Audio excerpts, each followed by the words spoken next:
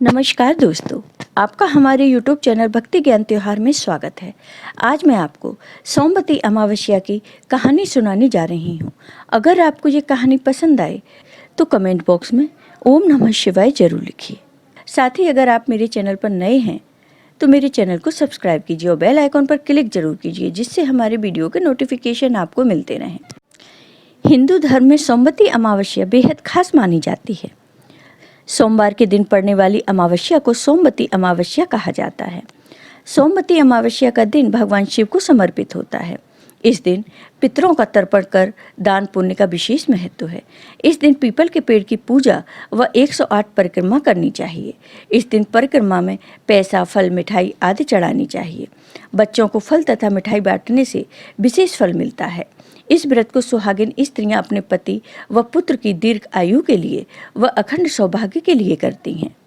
मान्यता के अनुसार आज के दिन जो भी व्यक्ति व्रत रखता है या पितरों का तर्पण करता है, उसकी सभी मनोकामनाएं पूरी होती हैं। सोमवती अमावस्या के दिन स्नान दान का भी महत्व होता है। कहते हैं कि सोमवती अमावस्या के दिन व्रत कथा सुनना बेहद शुभ माना जाता है। तो आइए अब सुनते हैं सोमवती अमावस्या की ये कथा। सोमवती अमावस्या की व्रत कथा के अनुसार किसी गांव में एक ब्राह्मण परिवार रहता था। उस परिवार में पति पत्नी और उनकी एक पुत्री भी थी। उनकी पुत्री समय के गुजरने के साथ साथ धीरे धीरे बड़ी होने लगी। उस पुत्री में बढ़ती उम्र के साथ सभी स्त्रियोचित सगुणों का विकास हो रहा था। वह कन्या सुंदर, संस्कारवान एवं गुणवान थी, परंतु गरीब होने के कारण उसका विवाह नहीं हो पा रहा था। एक दिन उस ब्राह्मण के घर एक साधु महाराज पधारे। साधु बाबा उस कन्या के सेवा भाव से अत्यधिक प्रसन्न हुए। कन्या को लंबी उम्र का आशीर्वाद देते हुए साधु महाराज ने कहा, इस कन्या के हाथ में विवाह योग्य रेखा नहीं है। तब ब्राह्मण दंपत्ति ने साधु बाबा से इसका उपाय पूछा। कन्या ऐसा क्या करे कि उसके हाथ में विवाह योग्य बन जाए। साधु महाराज ने कुछ देर विचार करने के बाद अपनी अंतर्दृष्टि में ध्यान करके बताया कि कुछ ही दूरी पर एक गांव में सोना नाम की एक धोबन महिला अपने बेटे और बहू के साथ रहती है, जो बहुत ही आचार विचार एवं संस्कार संपन्न तथा पतिपरायण है। यदि यह कन्या उस धोबिन की सेवा करे और वह महिला इसकी शादी में अपनी मांग का सिंदूर लगा दे तथा इसके बाद इस कन्या का विवाह हो जाए तो इस कन्या का वैधव्य योग मिट सकता है। साधु बाबा ने यह भी बताया कि वह महिला कहीं बाहर आती जाती नहीं है। यह बात सुनकर ब्राह्मणी ने अपनी बेटी से धोबिन की सेवा करने का प्रस्ताव रखा। अगले दिन से ही कन्या प्रातःकाली उठकर सोना धोबिन के घर जाकर साफ सफाई एवं अन्य सारे कार्य करके अपने घर वापस आ जाती। एक दिन सोना धोबिन अपनी बहू से पूछती है कि तुम तो सुबह ही उठकर सारे काम कर लेती हो और पता भी नहीं चलता। बहू ने कहा, माँ जी, मैंने तो सोचा था कि आप सुबह उठकर सारे काम खुद ही खत्म कर लेती हैं। मैं तो देर से उठती हूँ। यह सब जानकर दोनों सास बहू घर की निगरानी करने लगी कि कौन है जो सुबह ही घर का सारा काम करके चला जाता है। कई दिनों के बाद सोना धोबिन ने देखा कि एक कन्या मुंह ढके अंधेरे घर में आती है और सारे काम करने के बाद चली जाती है।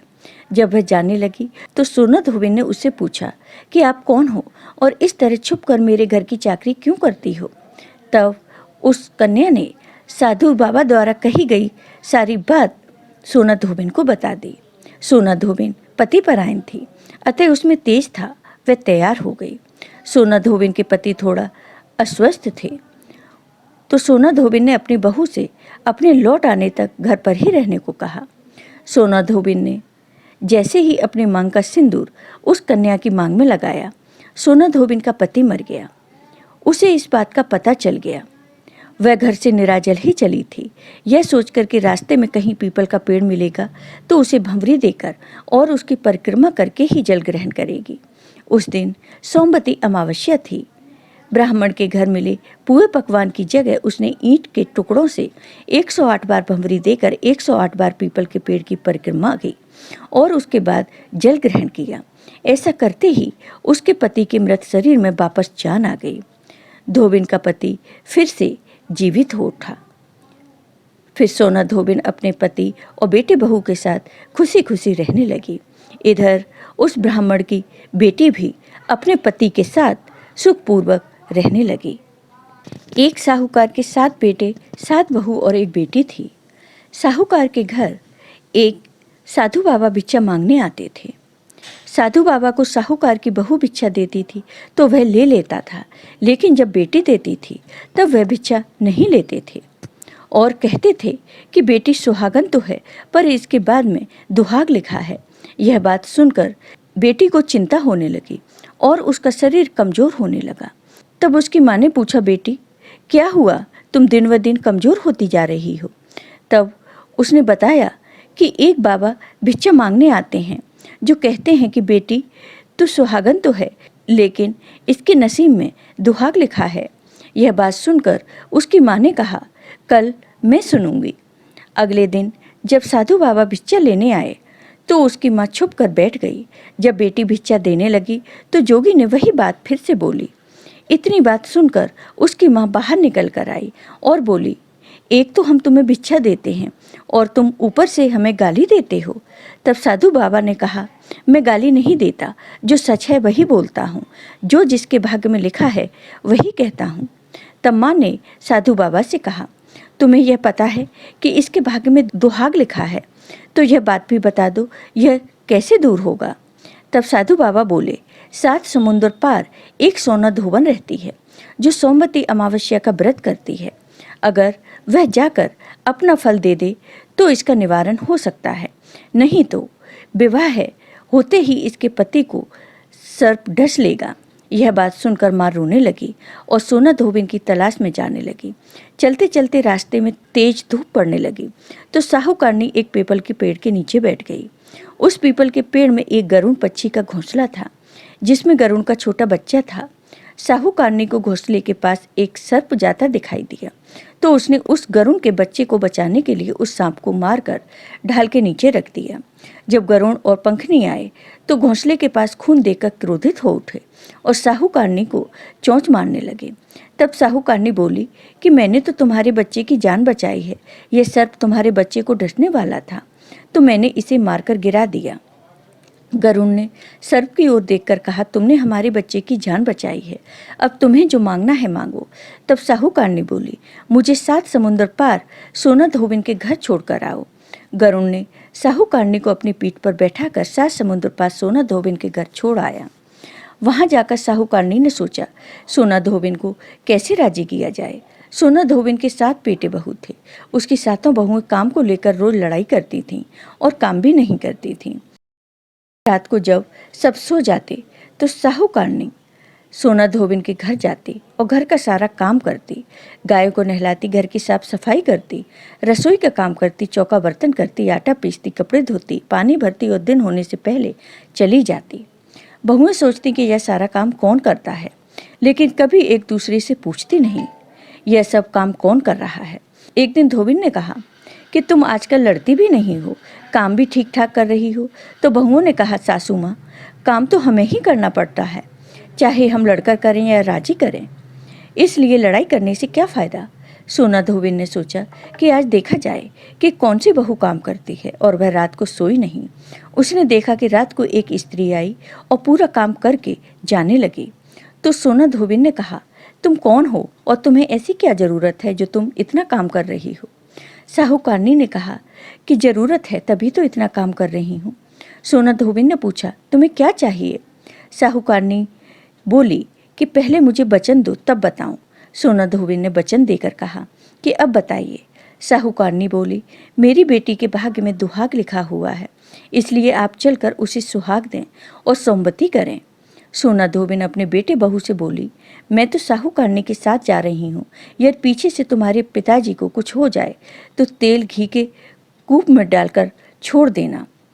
फिर सोना धोबिन साहूकारनी के घर चली जाती है। साहूकार की बेटी की विवाह होने लगा। दूल्हा फेरों में बैठ गया। सोना धोबिन दूल्हे के घुटने के पास कच्चा करवा रखा, उसमें दूध डाला और तात का तार लेकर बैठ गई।